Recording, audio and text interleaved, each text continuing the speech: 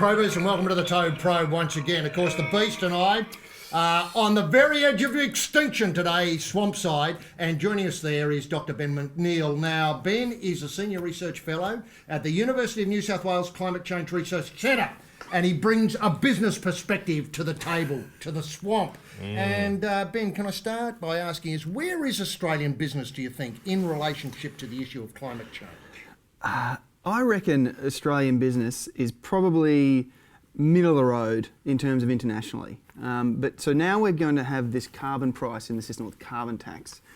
That's going to change the game, because the analogy is that imagine if, let's take a rugby league analogy. Yes. So imagine if there was no salary cap.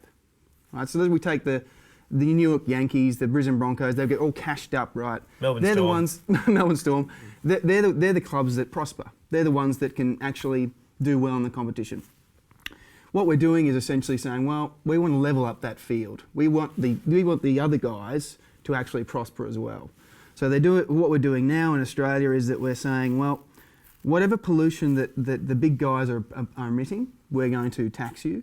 And what that means is it's going to help the other guys, the low pollution guys, the technologies and innovations that we need, come up and grow within the economy. So it's going to diversify all these wonderful new things that will bring low pollution technologies in the future. They're the sort of tigers and rabbitohs, of the clean technology future. If you said to me that the boss of coal in Australia, or the big coal companies, they seem to be very reluctant to do anything about what they're doing except keeping on digging it up. But surely there's going to be pressure on them. Most of the coal that Australia we dig up actually gets exported. So 80% of that stuff gets exported. So it's not what we do in Australia per se that's going to dictate the future of coal. It's what Japan, South Korea, Taiwan and China are going to demand. And those three countries, Japan, South Korea and Taiwan, they're the ones that buy most of our coal, funnily enough. China doesn't buy most of our coal. They buy a lot of other stuff, iron ore and metals. So all those countries are going to green future. They're wanting low pollution. We're wanting a low pollution future. So you think to yourself, well, how are we going to prosper with exporting this very carbon-rich fuel to a world that is wanting to lower emissions? It doesn't make sense. Does this mean it's sort of like typewriters, right?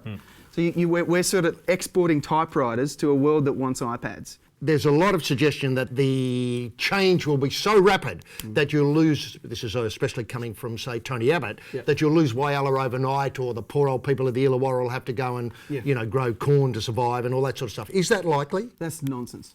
The thing is that in the short term there's going to be a change. There's going to be adjustment, just like if you think of other reforms that we've had. A prosperous, low pollution economy is what the goal is in the longer term.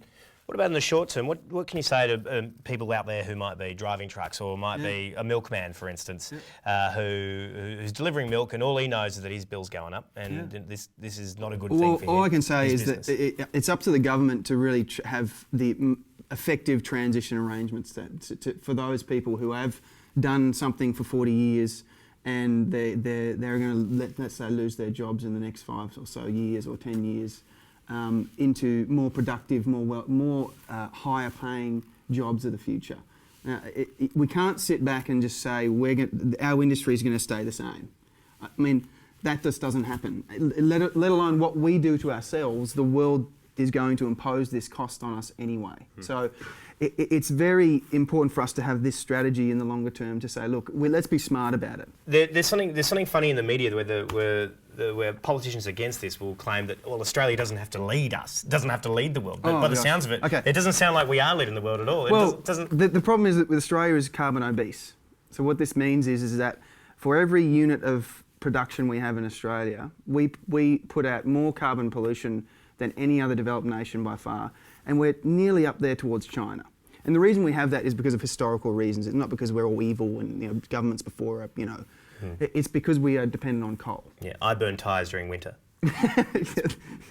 Yeah, and landfills and what have you. Yeah. Great. Well, so because I'm obese, I should start cutting out my my pastas and my breads, and now because I'm carbon obese, I should stop cutting maybe a low carbon diet. Yeah, low carb is what I should be focused on. Back to the Atkins. Yeah. Wait till we serve lunch and see how many lumps he puts away. That's it for the probe. Join us again when the Beast and I go growling. Rawr.